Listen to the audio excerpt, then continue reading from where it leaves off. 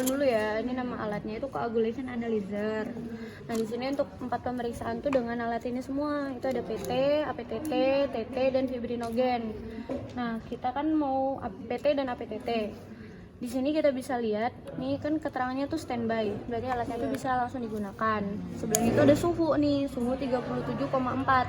Kenapa ada suhu? Karena di sini tuh ada tempat inkubasi. Yang lubang yang besar ini untuk inkubasi regen. Terus regen, di sini regen. Yang oranye sini tutup oranye, itu tutup pemeriksaan PT. Tulisannya nih dari Inovin. Kalau yang hijau ini aktin FS untuk pemeriksaan APTT. Tapi untuk APTT sendiri itu ada 2 regen. Selain aktin ini ada CaCl 2. Beda ya, kalau misalnya PT cuma 1 regen, kalau misalnya APTT 2. Terus yang biru ini apa? Ini biru itu bahan kontrol. Jadi sebelum pemeriksaan wajib dikontrol dulu. Oke, selanjutnya di sini. Ini apa? Ini namanya kuvet. Nih, kuvet ini disposable ya. Jadi kalau udah dipakai nggak bisa dipakai lagi. Nih, di dalamnya itu ada stirrer. Dia kayak besi nih. Stirrer. Dia fungsinya untuk mengaduk sampel dan regen. Nah, ini lubangnya ya cuma untuk tempat kuvet, untuk inkubasi aja sebelum digunakan. Setelah itu nih ada 4 lubang lagi. Ini namanya channel 1, 2, 3, 4. Jadi dalam sekali running bisa menggunakan 4 sampel yang sama, tapi dengan syarat 1 pemeriksaan. Misalnya PT, misalnya 4 sampel mau diperiksa semua bisa. Tapi PT aja, nanti kalau misalnya APTT berarti buka dulu parameter yang APTT. Oke, selanjutnya nih di sini ada tulisan pertama PT Inovin. Ini PT Inovin itu untuk pemeriksaan PT. Kita geser ke 2, ini APTT. Jadi PT sendiri, APTT sendiri. Kita ke PT dulu ya. PT ini setelah sudah tulisan PT Inovin, kita enter. Nanti akan muncul CUFIN. Ada 4 kan? Sesuai dengan channelnya ada 4 juga. CUFIN. Karena ketika kalian masukin si kuvet ke dalam si tempat ini, channel ini, nanti akan otomatis si channel akan mendeteksi dan akan mulai inkubasi. Oke, kita pakai bahan kontrol. Jadi kita pipet dulu. Untuk sampel atau bahan kontrol itu sebanyak 50 mikroliter. Kita pipet. Jangan lupa menggunakan tisu. Ini bahan kontrol, Bu. PT. Iya, PT. Iya. Berarti kita coba PT dulu ya. Harusnya ditisuin ya. Jangan lupa ditisuin, terus jangan ngebentuk gelembung. Ada gelembung kenapa? Mempengaruhi hasil pemeriksaan. Nah, kalau sudah nih dimasukkan ke dalam salah satu channel, nih dia otomatis inkubasi. Nggak perlu dipencet. Kemudian kita siapkan regen. Regennya itu 100. Semua pemeriksaan itu 100. Tapi kan APTT ini 2 nih. Jadi totalnya 100 berarti 50-50.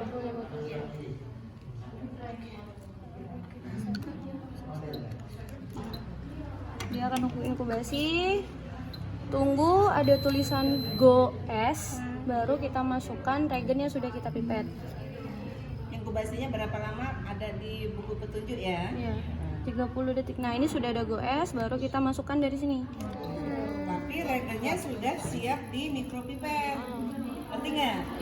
Jadi Anda sudah siap nih regennya di mikropipet, sudah dipipet dulu maksud Bu Ji ya. Nah, begitu go S kata Bu DY langsung masukin regennya. Nah, itu yang begitu itu nggak boleh lambat. Ketika go S langsung dimasukkan regen. Oke, ini hasilnya untuk bahan kontrol. Kita lihat di hasil time waktu 11,8 detik. Karena kan yang dihitung ini kan waktu terbentuknya bekuan, jadi yang dihitung tuh dalam satuan detik. Setelah selesai, jangan lupa kuvet yang udah dipakai itu kalian keluarkan. Ini dikeluarkan karena ini udah nggak bisa dipakai lagi. Nih, ini udah beku.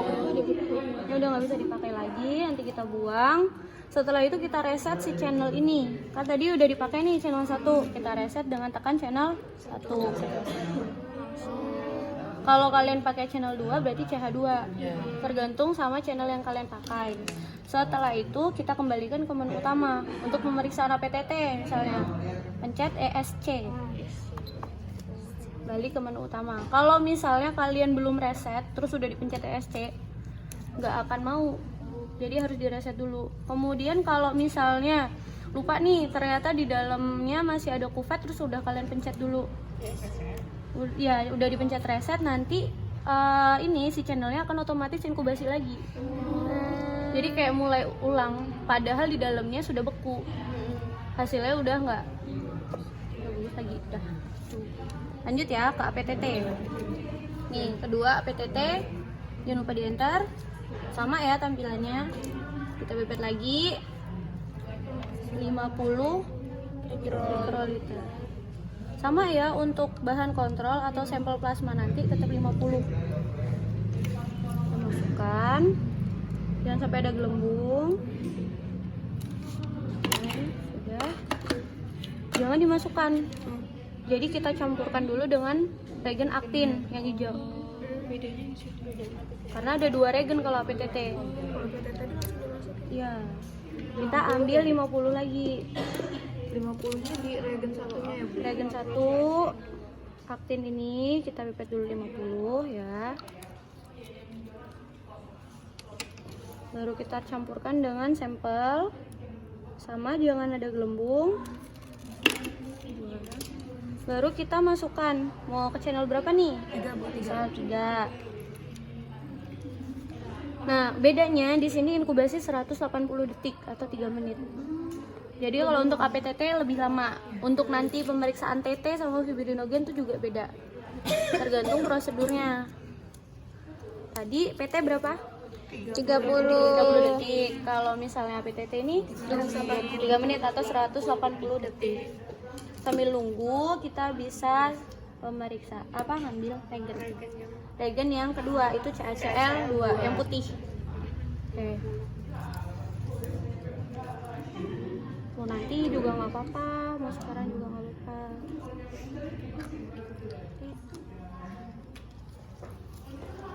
Jangan lupa tisu ya sebenarnya. Ada tisu nggak? Tisu bentar. Jadi untuk nisuin sampel atau regen, oke, nggak apa, makasih. Ini cara nisuinnya, jangan dimiringin, tegak aja, tapi dari atas ke bawah. Jadi perlakuan untuk nisuin sampel sama regen sama ya dari sini atas ke bawah. Ada yang mau tanyain nggak? Tanya enggak? Enggak, paham nggak? Sekarang gunanya kontrol itu dilakukannya setiap melakukan pemeriksaan atau sekali aja untuk misalnya PT ini sekali aja nih kontrol, jadi bisa untuk beberapa sampel atau bagaimana? Tahu nggak kalian? Maksudnya Tahu nggak? Udah kok nggak nanya?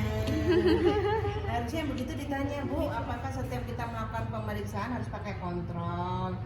Itu apa cukup satu kali aja? Misalnya nih kelompok ini ada 5 orang yang mau periksa PT, kontrolnya satu aja, nanti langsung semuanya sampel. Apa katanya? Ngerti nggak kalian? enggak. Mereka belum dapat QC sih, Bu. Belum dapat QC. Oh. Mereka baru semester 3. Ya, dijelaskan Bu Deye. Jadi untuk pemeriksaan sampel itu di awal saja tiap parameter, nanti untuk beberapa pemeriksaan sampel biasanya di awal. Misalnya nih kita mau pemeriksaan PT di awal aja, nanti baru bisa dilakukan beberapa pemeriksaan sampel. Tapi dengan syarat bahan kontrolnya memenuhi syarat. Kan ada batasnya nih, ada nilainya yang harus tercapai. Misalnya 9 sampai 10. Kalau misalnya bahan kontrol yang enggak nyampe 9 atau lebih dari 10, kita harus lakukan kontrol ulang atau pemeriksaan bahan kontrol lagi sampai si bahan kontrol itu masuk ke nilai 9 sampai 10 itu. Kalau dia belum masuk, kalian nggak bisa periksa sampel karena hasilnya pasti tidak sesuai. Ini Di udah. mana angka 9 sampai 10 Bu Deye bisa ngomongnya? Lihatnya di mana, Bu? Ntar Bu, ini udah mulai pemeriksaan Oh. Bu. Maaf ya Bu. Iya, iya. Nah ini Itu nunggu udah goes. ditanyakan. Nunggu goes. Tunggu, nanti tulisan goes. Nah sudah goes, baru kita masukkan. Ini ada itunya.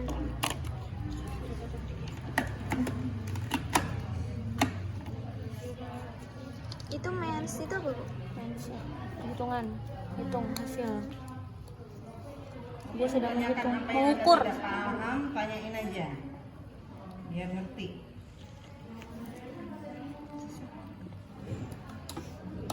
Kalau yang tadi ada kayak gini juga nggak, Bu? Sama aja kok. Cuma perlakuan di sampel sama reagennya yang beda.